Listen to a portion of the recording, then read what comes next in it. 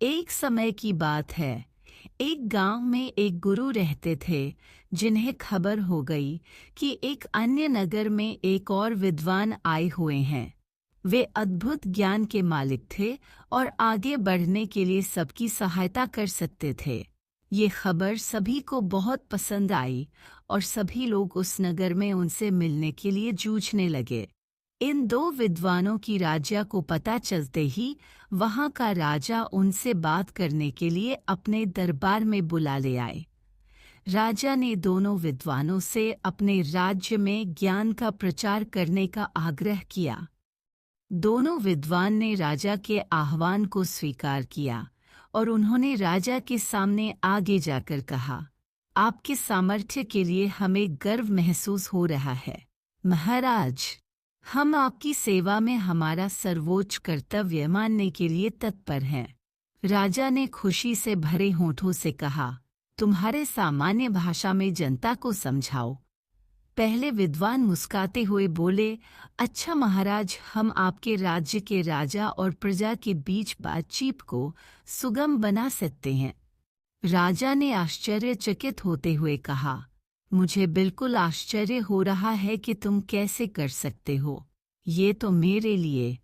दूसरे विद्वान ने मुस्कुराते हुए कहा, महाराज, हम आपके राज्य के लोगों को सामग्री के बिना खाने का ज्ञान दे सकते हैं।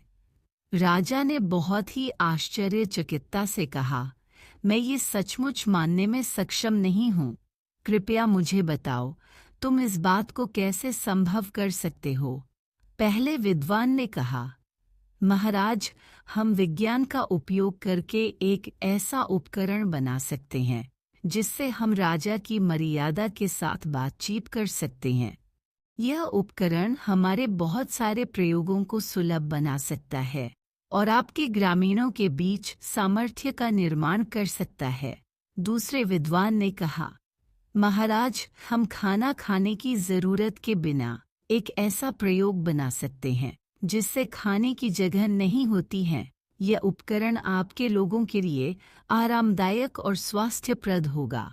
ये सब सुनकर राजा बहुत प्रभावित हो गए और उन्होंने दोनों विद्वानों का स्वागत किया और अपने राज्य में इन उपकरणों का प्रचार कार्य करने के लिए उन्हें सौभाग्य दिया। दोनों विद्वान ने राजा की प्रशंसा करते हुए उनकी सेवा में खुशीपूर्वक काम किया और सभी लोग उन्हें प्रमाणित करते थे। इस कहानी से हमें यह सिखाया जाता है कि समय के साथ ज्ञान विकसित हो रहा है और बहुत से अद्भुत आविष्कार हमारी मदद कर सकते हैं। दो विद्वानों के उदारता, समर्पण और सेवाभाव की मिसाल हमें ये बताती है कि हमें हमारे ज्ञान और कौशल को समाज की सेवा में लगा